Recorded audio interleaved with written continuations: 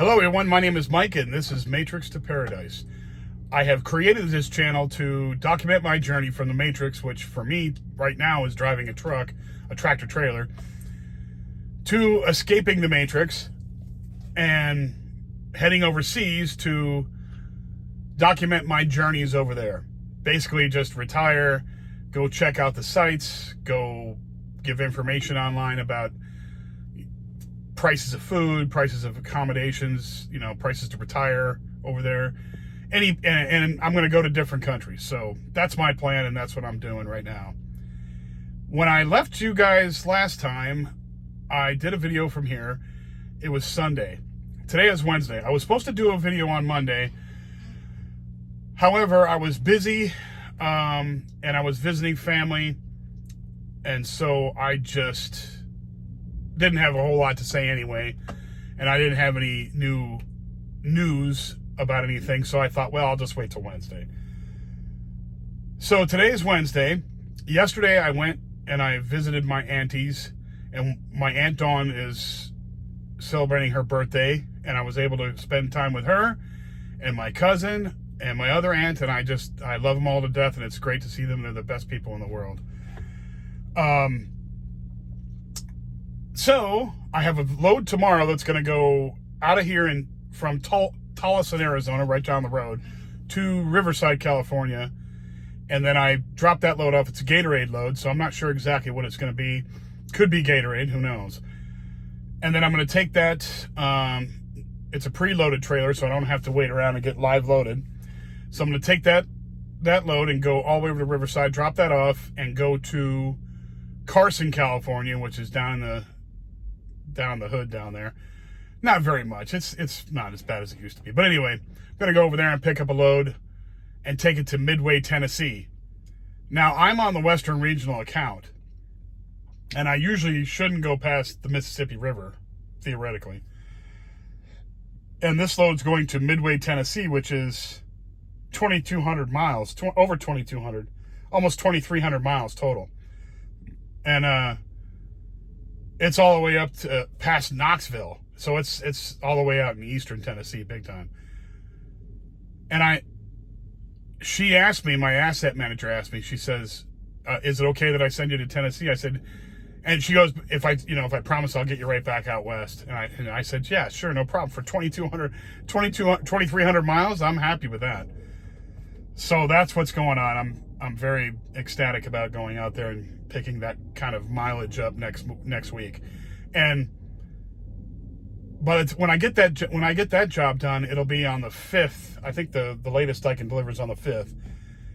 I might be able to get there on the 4th. So, but if I can get there even on the 5th, I still have 3 days left in the week to pick up more mileage. So I probably could get another 1,500 mile load in during that 3 days. That would be awesome. I don't think it's going to happen with 300 that much, but we'll see. But I'm extremely happy about this. So next week's going to be a very good week, mileage-wise. I'll be very happy with that. I went and seen my aunt, and my cousin brings my mail because I use her house as an address for me because I'm gone all the time. And I got my confirmation of my postal pension in the mail. So they give you a confirmation letter to tell you what you're going to get and all that. And as soon as I looked at it, I knew there was something wrong. The number was too big. And I thought to myself, nah, this is wrong. I've got to call, well, they leave numbers on there. I got to call them up and get a hold of somebody and get this squared away. And if you haven't seen, or if you haven't seen in my videos in the past where I've talked about this, I was married once before and got divorced. And in the divorce, she tried to get everything in the kitchen sink. And in Nevada, you split up half of everything. Well, she didn't have a pension, but I did. So she got half of my pension, which is complete BS to me, but it is what it is. I can't do nothing about it, so I just have to accept it. But I worked for the government. I worked for the post office. And when you work for the government, if you haven't worked for the government, you don't understand. But if you have worked for the government, it is a major pain in the neck. It really is. They're about as inefficient and unforgiving as you could possibly get. So when I looked at that number of how much they're sending me, they already sent me one check already. And it's not a check, a physical check. They already sent it to my bank account, and I saw it. And it was too big. And I'm like, oh, here we go. So I had to call them right away. So I called them and said, look, this number is too big. There's a court order that has to split my pension with my ex-wife. It's bullcrap, but it has to happen, or else if you don't clear that kind of stuff up, what'll happen is they'll do an audit a year or two down the road, and then you'll go with no check, no money, for as long as it takes for them to pay back or get back the money they sent you, they shouldn't have sent you. You know, you won't be in trouble, you just won't get any money until all that money's paid back. So, so I know the government, they're heartless bastards, and I'm not going to deal with that. So I called them and made sure, look, you need to fix this before it gets out of hand. And, you know, before I leave to go overseas, this needs to be fixed, or it has to be squared away. I need my check. I want my check every single month for the rest of my life, what I'm supposed to get. Whatever I'm supposed to get, I want it in there. I don't want you screwing with me for the rest of my time living. So, you know, so I did the calculations, and, you know, with the number they gave me, and taxes taken out under, you know, single guy, freaking, you know, single person tax rate, because they're not going to tax her end. They'll tax her end on her W-4s later on, you know, when she files taxes later in the year, or, you know, at the end of the year. They won't. I'll end up paying taxes on the whole thing, the whole number first. Then they'll end up taxing us both, you know, or taxing her on hers, which is, you know, the government is scamming us hard. There's no reason they should be taxing our pensions and Social Security and all that. It's a big freaking scam. It angers me so bad. So anyway,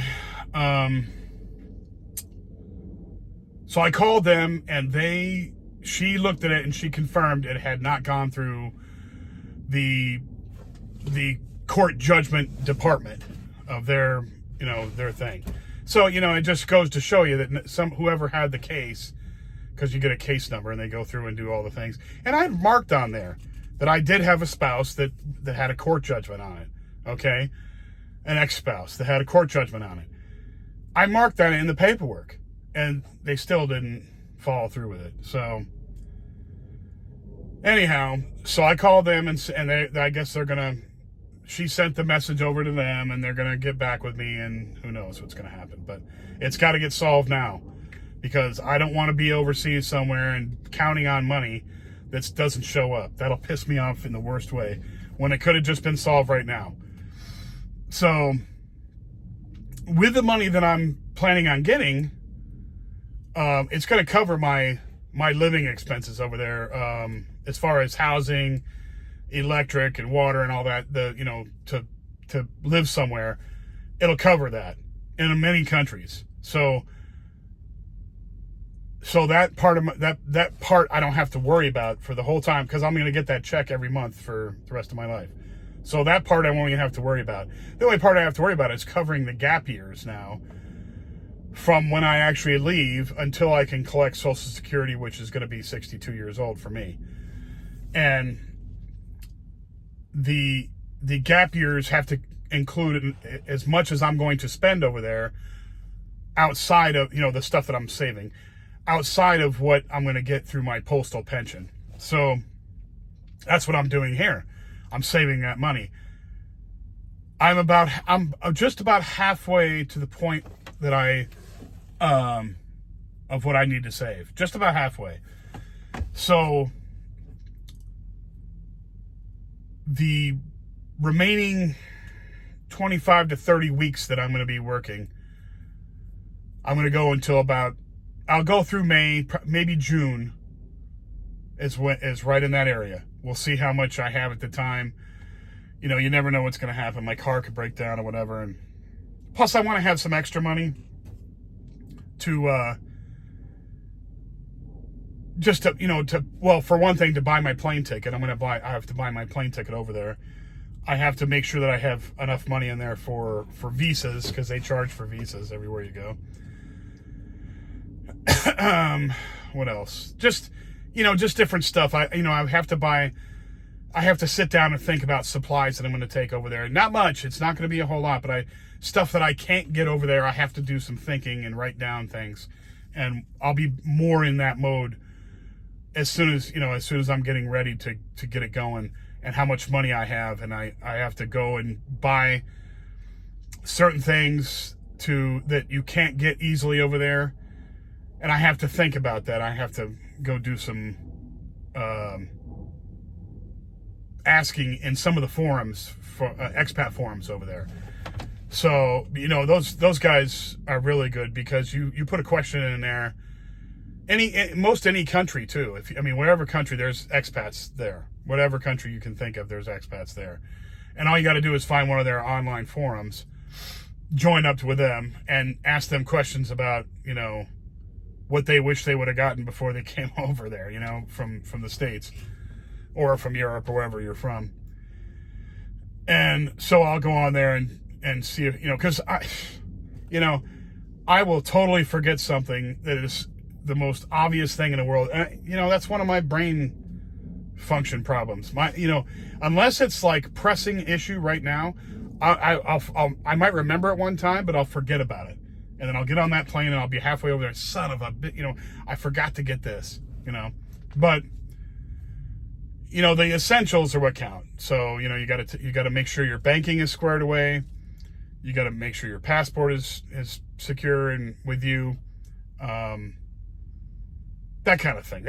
Pretty much is all you got to do is, when you get over there, you get a new SIM card for your phone.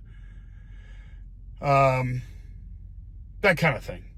It's pretty easy. I've done it once, but I was going over there thinking I was going to get a job over there, and I did, but it didn't last as long as I wanted to, and I had to come back. So, and through no fault of mine, by the way. It was just the guy. It turned out the guy was, one of the guys in the school was a scammer, and they weren't able to pay us, and it was just, it was a mess. I got paid while I was there, but I didn't get, they couldn't keep us. So anyway, those things I'm working on. I have to figure out what I have to bring and what rare stuff that I should bring that I can only, not only get here, but more easily get here than I can over there. And where I'm going in Cambodia, it's the second largest city in Cambodia. So it's not like you can't get anything there. They have all the Chinese products we have here. So it's not like you can't get, whatever you need. And the Japanese have built malls over there. So the malls are just like anything America's got. It's just amazing. But anyhow, so that's where I'm at. I'm about halfway through. I'm thinking, May, June, maybe July 1st, maybe 4th of July, I'll be out of here. But I'm working in that area. I'm just, I've got to make some decisions when I'm getting towards the end, depending on how much money, because trucking is like, it's not like a steady paycheck. It's not like, I get a certain amount every single week. I don't. I get a different amount every week.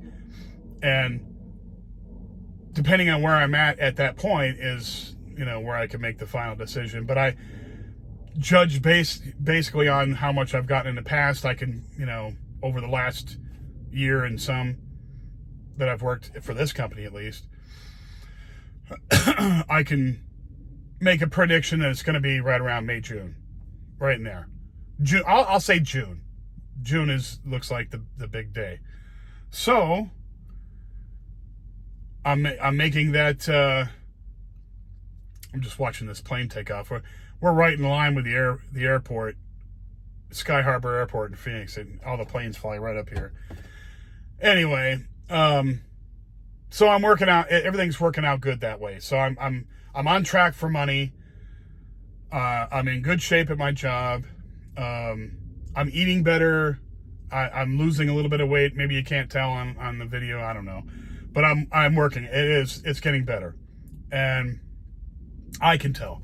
It's because I'm eating a lot less. It's just I'm trying to save because inflation has made food, especially food that's in a truck stop, because it's all, it's all fast food or convenience store type food.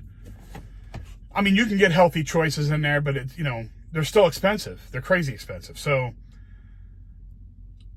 I've cut back on a lot of extra stuff that I, just didn't even think about before. Once you get a budget and you start looking at what you spend, my credit union's awesome because they have an awesome app on there, and I can just go in there and see what my expenditures have been and for what over the past, however long you want, for the entire time that I've been with them. And when I went in there and looked at it, I was astounded at some of the stuff that I was doing, how much money I was spending and not thinking about it.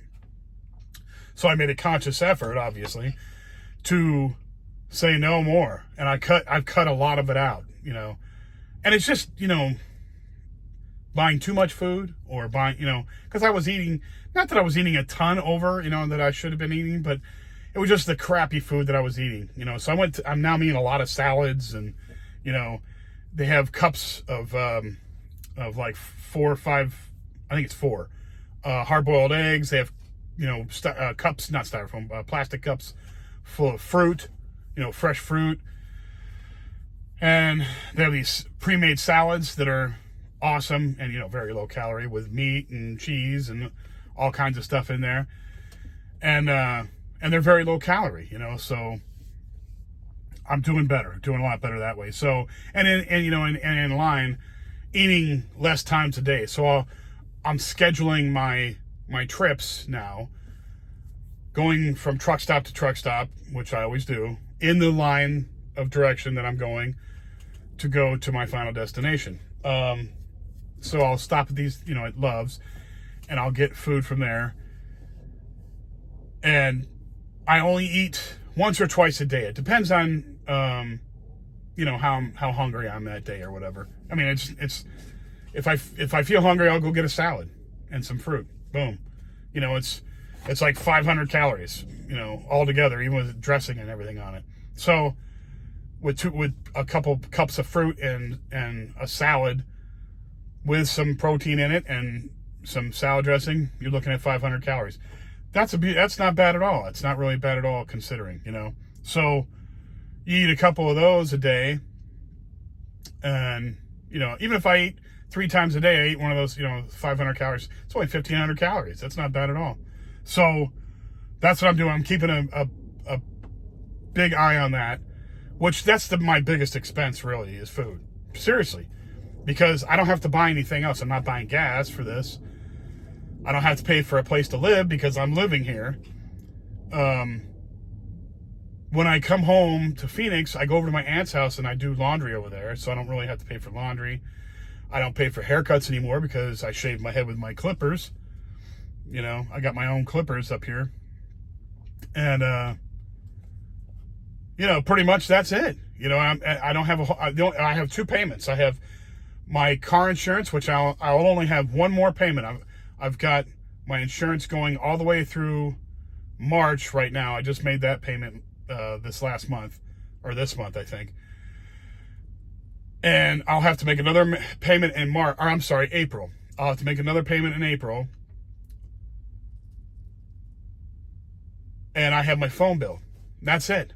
My phone bill and my car insurance. And I only have one more car insurance payment, and that's like $340 or something like that, which is way too stupid expensive for a 20-year-old car that I drive probably, 30 miles a month. It's bull crap, but whatever. That next payment will be the last one I ever pay. So I won't have to worry about this crap anymore. It's just ridiculous. The cost of living in the United States is just out of hand. And how anybody gets along, it's not worth it unless, people better wake up. That's all there is to it. They got to wake up and say, hey, do you want it to keep going this way, or you want, stuff to change? Anyway, not going to go there. Anyway, so